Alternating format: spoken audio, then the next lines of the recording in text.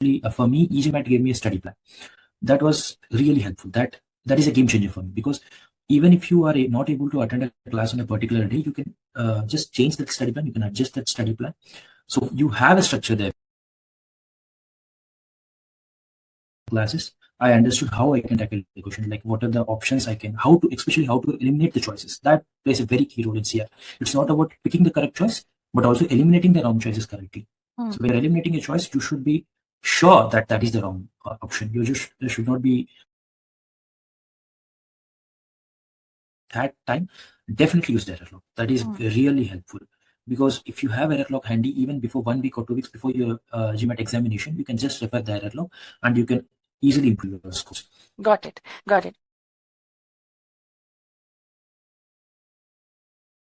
Hello everyone. Very good morning, good afternoon, and good evening, and welcome to another debrief session with e-GMAT. Today we have with us Kiran, who recently scored a 715 on his GMAT attempt. So welcome, Kiran, and thank you for joining in. Yeah, hi. Thank you for inviting me today. So Kiran, a huge congratulations on your achievement. So how does it feel? What was your first reaction when you saw the score on the screen? Yeah, thank you. So I was really not expecting that score. My quant went pretty well. So after my verbal was a little bit downhill. So I was not sure of DI. So I was expecting somewhere around 675, 685. So when I saw the score of 715, I was pretty overwhelmed. I can imagine. So Kiran, taking a few steps back, let's start from your journey's beginning, right? How did you decide that you wanted to take the path of GMAT at this point in your life? So I've been working for a public sector bank for the last 5 years. So once I completed that 5 year mark, I thought like this is the right point to take a career progression or a diversion. I wanted to explore my options. So I thought MBA will open more doors for me. So I started reaching out to people in LinkedIn. So I don't have much of a network outside the work. So I started reaching out to people in LinkedIn, talking to people who are currently studying in some prestigious colleges. So through them, I decided like I have picked some colleges, and to get an admission there, obviously GMAT is the only way. So by around September 2025, I have decided to give the GMAT. Right. And what was your very first step when you decided that, okay, in September, I want to take the test? So how did you go about starting your preparation? What were the things that you kept in mind when you streamlined, you wanted to get started with the prep? First thing is I just wanted where I stand. I just wanted to give a mock test without any preparation, so that I know what is my level at. I wanted to know what is the level of difficulty I'm going to face. So my first test was around 645, 605 in the official mock test one. So then I looked at the competitive score for the colleges which I'm aiming for.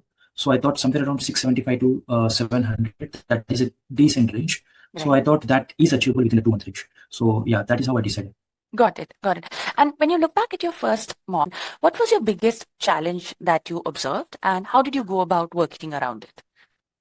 So I'm quite I'm I'm quite decent at quant actually.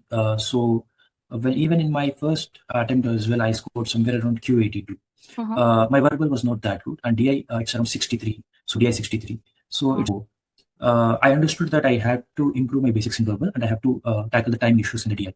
So I know where I have to improve.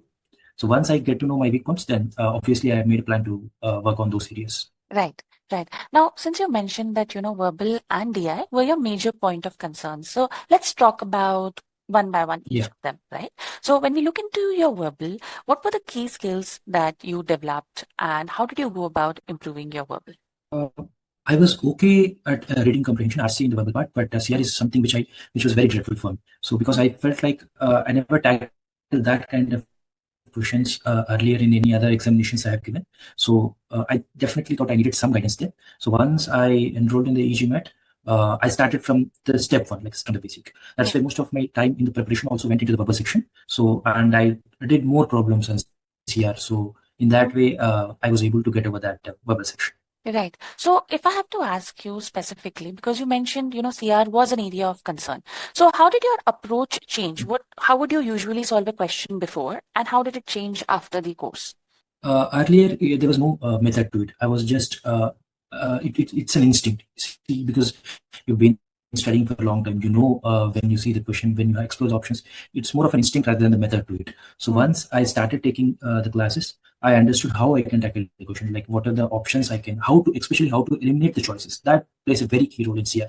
It's not about picking the correct choice, but also eliminating the wrong choices correctly.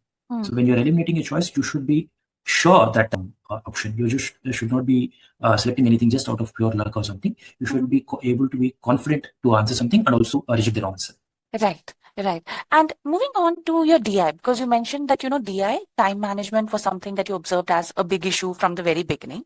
And timing with respect to DI is a problem that a lot of students face because of the nature of the questions itself. So, and at this point, your DI has improved massively. You are at a DI86.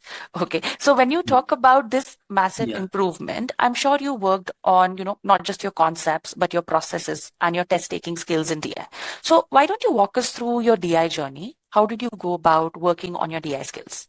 For me, the concepts are okay. Like I'm quite good at the basic core concepts, but as I said, timing was the major issue. And after getting 3 sectional marks, I understood that there are 2 to 3 questions which are taking nearly 5 to 6 minutes. So for every question, I'm spending 5 to 6 minutes, and that questions are definitely impacting the last 5 to 6 questions which I'm answering for. I'm not able to adjust my time perfectly.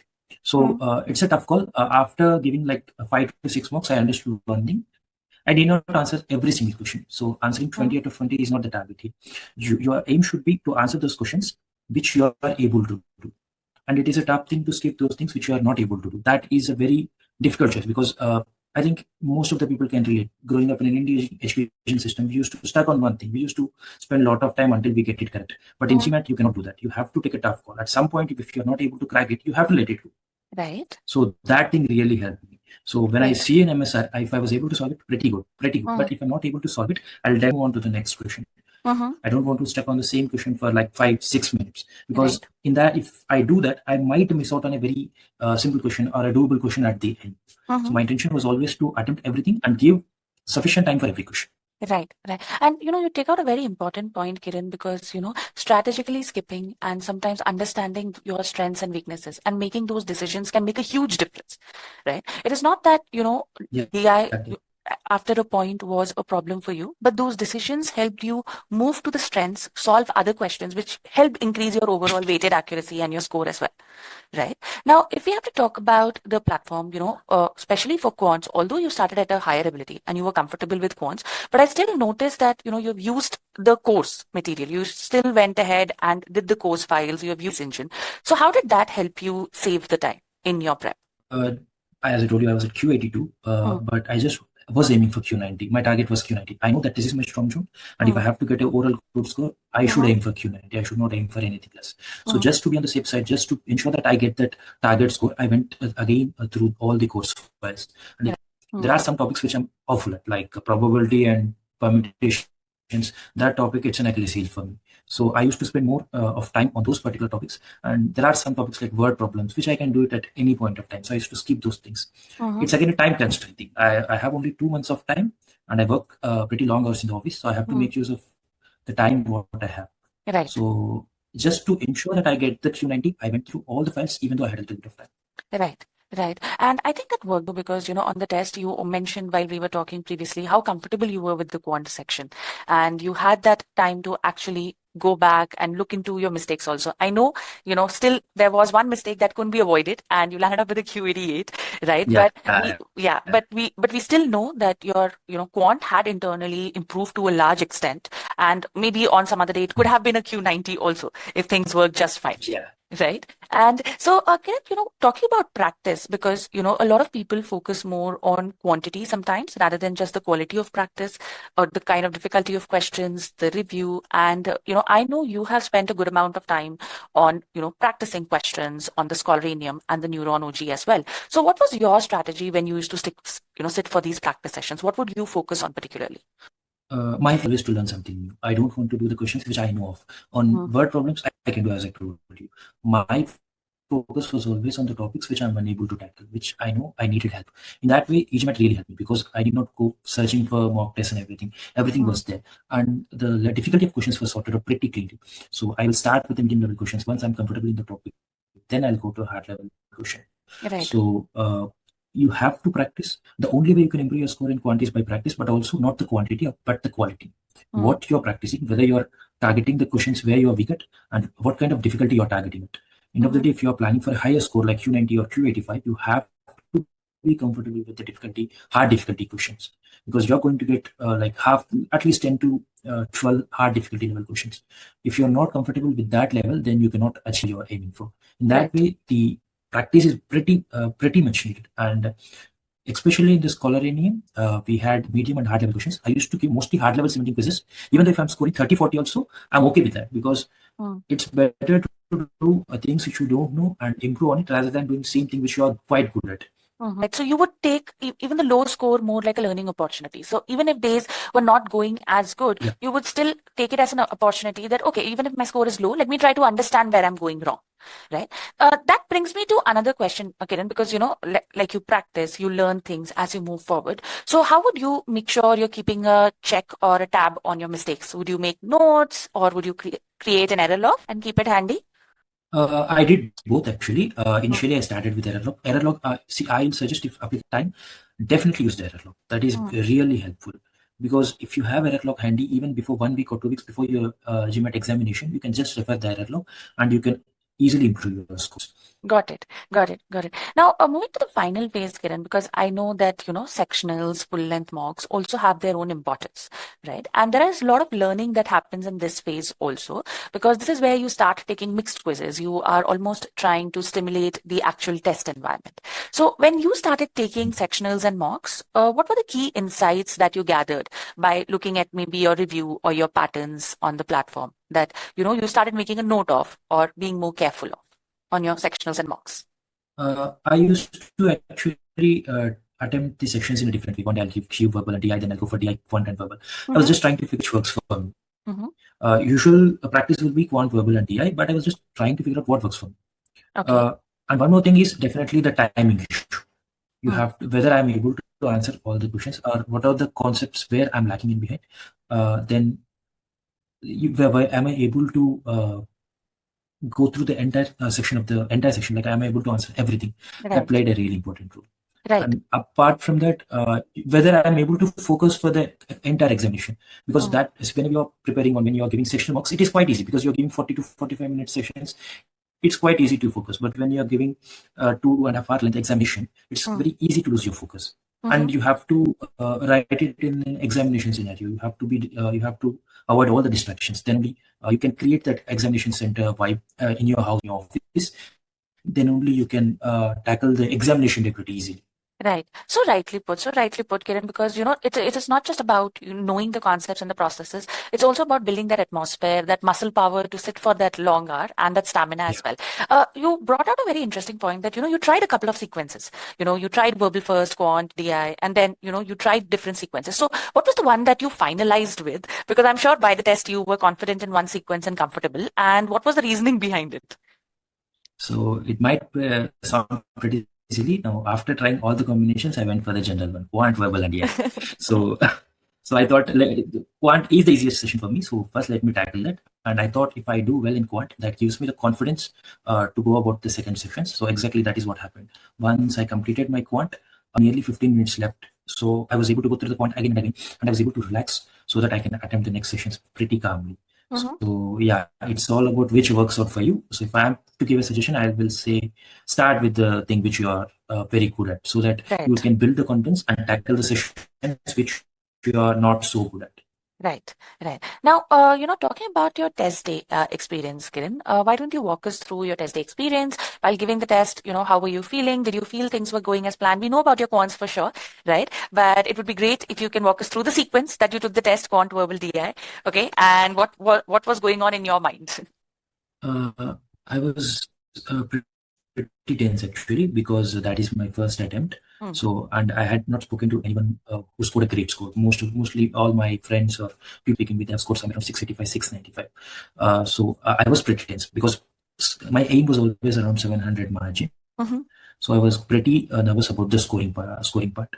Once I reached the examination center, then everything, I was able to settle down. I was able to focus on the examination calmly. So once I tackled the quant section, as I told you earlier, I went into verbal part. Actually, verbal, the first 4 questions were pretty hard. They threw me off my game. In fact, even after I saw the scorecard, out of the first 4, I was able to get only 1 question correct. So I was really disturbed after the first 4 questions, because after quant, you're hopeful, you're able to imagine you're getting a good score, and suddenly verbal first 4 questions are wrong. You can feel that you're not confident whether the answer is correct or wrong. So that really threw me off my game. But I took a 1 minute break. I thought that was really needed for me. So I took that 1 minute break and then again started doing from fifth question. So I was able to recover. I think I didn't recover as well as I would have hoped, but still I'm happy with the V82. Right, right. And what about DI? That was the star performer. DI is yeah, DI is pretty simple for me. DI, before that break, I was sure that I have to go all out. If I don't get a great score in DI, I'll not score the 700. That is my intention. So yeah, it came naturally. It's not like something I had planned. One question at a time, I was able to answer everything. If I find it difficult, if my MSR, which I feel was particularly pretty difficult, it was very lengthy. So I thought I'll answer the question which I'm able to do, and if I'm not able to do, I'll skip it. Lucky enough, I had answered all my questions. I had enough time to come back again to that MSR and answer that as well. So yeah, I guess that worked out for me. Yes, yes. Now, Kiran, my final question to you is that, when you look back at your journey, what would be the key learnings that you would want to share with other GMAT aspirants? Something that, you have learned and that would stay with you. I guess you have to be persistent. Consistency is the key here. As I told you, I used to work pretty long hours and I used to work on weekends. So applicants who are having those time constraints or who have like any other issues with the personal life, they are able to only spend little time on the GMAT trip. I'll suggest him to take a course, because even though you are quite good at it, that course will provide you a structure. You are able to focus on that plan. Especially for me, e-GMAT gave me a study plan. That was really helpful. That is a game changer for me, because even if you are not able to attend a class on a particular day, you can just change them. You can adjust that study plan.